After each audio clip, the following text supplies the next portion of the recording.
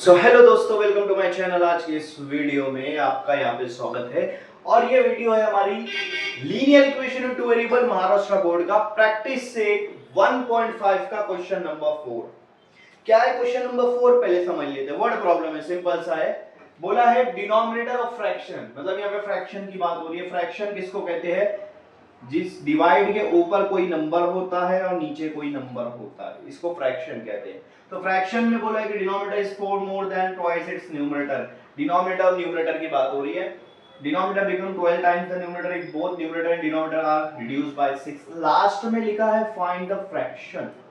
Fraction आपको find करना है। इसका मतलब ना तो न्यूमरेटर पता है ना तो डिनोमिनेटर पता है। और न्यूमरेटर किसको कहते हैं? ऐसा जो डिवाइड में लिखा रहता है ऊपर वाले नंबर को न्यूमरेटर कहते हैं। कभी कभी हम लोग लिखते हैं 1/2।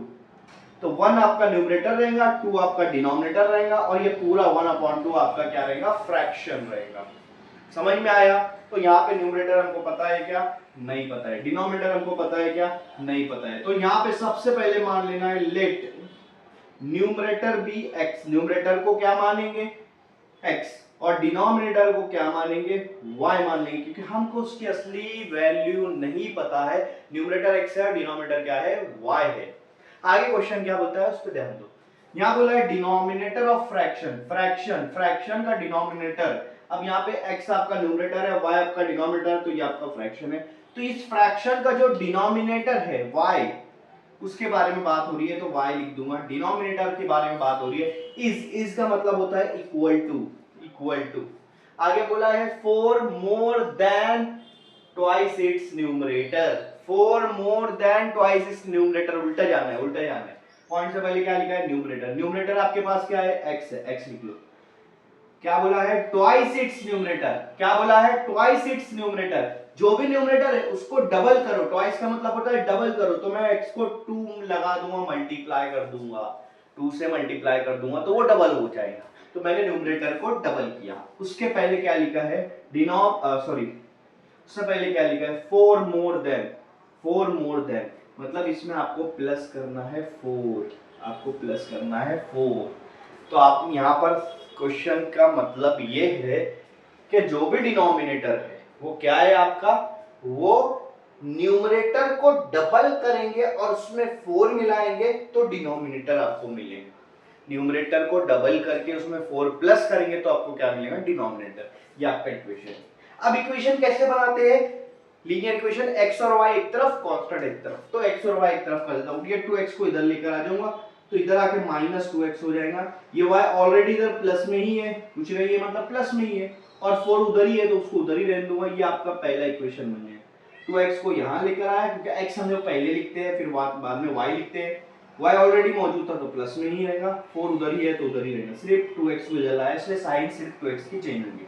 ये पहला इक्वेशन आपको निकल गया कि नहीं निकल गया, मुझे सिर्फ इतना बता दी। बहुत सिंपल सा कंसेप्ट है।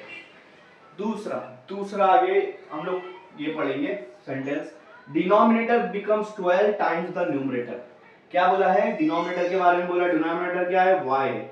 बोला है कि न्यूमरेटर के 12 टाइम्स हो जाएगा। न्यूमरेटर के 12 टाइम्स मतलब न्यूमरेटर को 12 से मल्टीप्लाई कर दो तो आपको डिनोमिनेटर मिल जाएगा। लेकिन आगे क्वेश्चन आगे बोला है कुछ, क्या बोला है? इफ।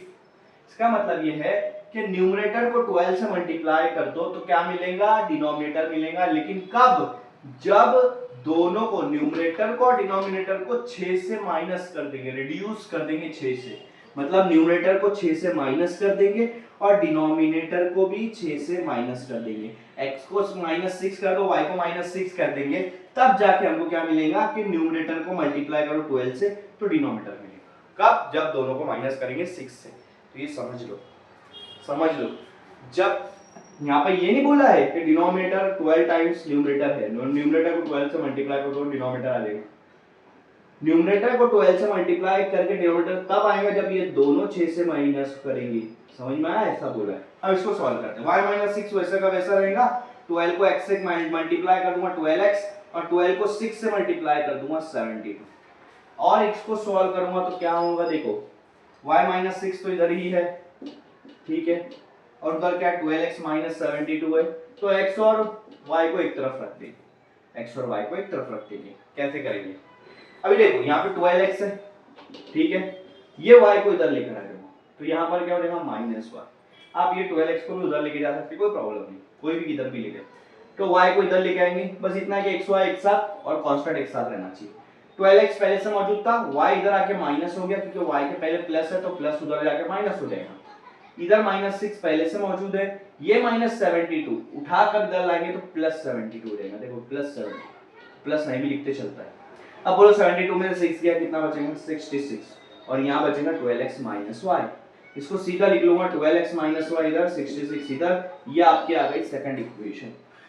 पहली इक्वेशन ये थी और सेकंड इक्वेशन ये थी, बस इसको सॉल्व करो, आंसर मिल जाएगा। समझ में आया बात? समझ में आया? बहुत सिंपल सा कांसेप्ट है।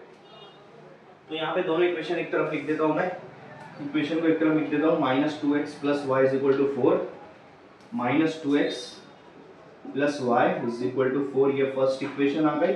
और दूसरी इक्वेशन है 12x - y = 66। अब इसको सॉल्व करेंगे, तो हमारा एलिमिनेशन मेथड से सॉल्व करेंगे इसको। एलिमिनेशन मेथड क्या बोलता है भाई, बोलो? एलिमिनेशन मेथड बोलता है कोई भी एक वेरिएबल का कांस्टेंट कोएफिशिएंट सेम होना चाहिए। तो x का कोएफिशिएंट, x के साथ के नंबर सेम है क्या? नहीं है, एक जगह 2 एक जगह 12 है। y के साथ के नंबर सेम है क्या? हाँ, दोनों के साथ कुछ नंबर नहीं है, मतलब 1 1 इसका मतलब सेम है। फिर उसके बाद ये चेक करते कि दोनों की साइन अलग अलग है क्या? हाँ अलग अलग है, तो कट कर दो इसको। यहाँ क्या बचेगा 12 - 2 10x बचेगा, ठीक है। 66 + 4 70, कितना 70। ये 10 और x के बीच में मल्टीप्लिकेशन है, तो मल्टीप्लिकेशन उधर जाके क्या होता है डिवाइड, तो 10 70 के नीचे डिवाइड हो जाएगा, 0 0 कैंसिल, x की वैल्यू आएगी 7, x की वैल्यू क्या आएगी 7, x की वैल्यू क्या आएगी 7। अब ये x की वैल्यू 7 क्या करेंगे, कोई भी इक्वेशन में पुट कर दो, इसमें या इसमें, कोई भी इक्वेशन। फर्स्ट इक्वेशन ले लेते हैं, फर्स्ट इक्वेशन क्या है, ये है -2x + y = 4। अब x की जगह मैं 7 मल्टीप्लाई कर देता हूं, 7 पुट कर देता हूं, तो क्या क्या होगा, x की जगह 7 आ गया, ये दोनों को मल्टीप्लाई करो, माइनस को रहने दो, 2 7 14 + y = 4।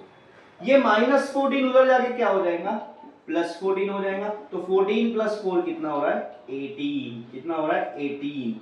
तो x आपका कितना आया 7 और y आपका कितना आया 18। अब x क्या था हमारा न्यूमरेटर था, और y क्या था हमारा डिनोमिनेटर। तो न्यूमरेटर आया आपका 7, डिनोमिनेटर आया आपका 18, ठीक है। अब क्या करेंगे, फ्रैक्शन निकालना है। उन्होंने क्वेश्चन में बोला है फ्रैक्शन, तो फ्रैक्शन क्या होता है x/y होता है। x की वैल्यू यहाँ पुट कर दो 7, y की वैल्यू यहाँ पुट कर दो, तो ये आ गया आपका fraction. This is your final answer. तो इस तरह से इस क्वेश्चन को यहाँ पे सॉल्व करना है।